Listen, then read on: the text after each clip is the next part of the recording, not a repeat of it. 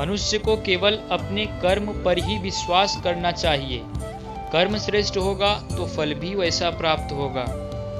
मनुष्य जिस भी देवता की पूजा विश्वास के साथ करने की इच्छा रखता है, मैं उसका विश्वास उसी देवता में स्थिर कर देता हूँ। यह संसार कर्म क्षेत्र है।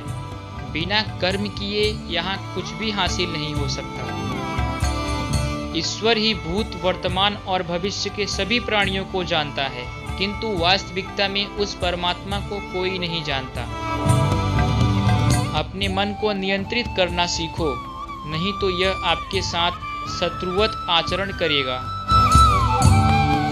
स्वर्ग प्राप्त करने और वहां कई वर्षों तक वास करने के पश्चात एक असफल योगी का पुनः एक पवित्र और समृद्ध कुटुंब में जन्म होता है।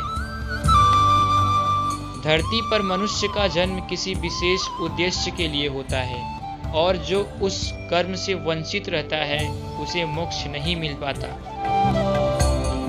भाग्य के भरोसे केवल वही लोग बैठे रहते हैं जो जीवन में कुछ करने के लिए अंदर से प्रेरित नहीं होते।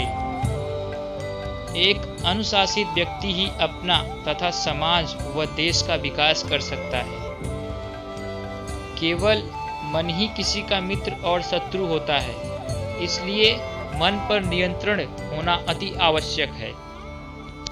हमारे बुरे होने का कारण और हमारे दुख का कारण हम खुद ही हैं।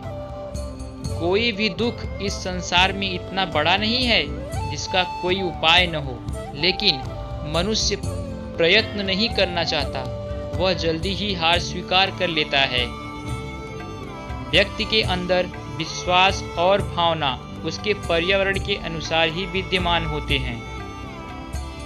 मुक्ति का मुख्य द्वार केवल भगवत भक्ति ही है, जिसे सभी को स्वीकार करना चाहिए। इस दुनिया में कर्मयोग ही वास्तव में श्रेष्ठ रहस्य है।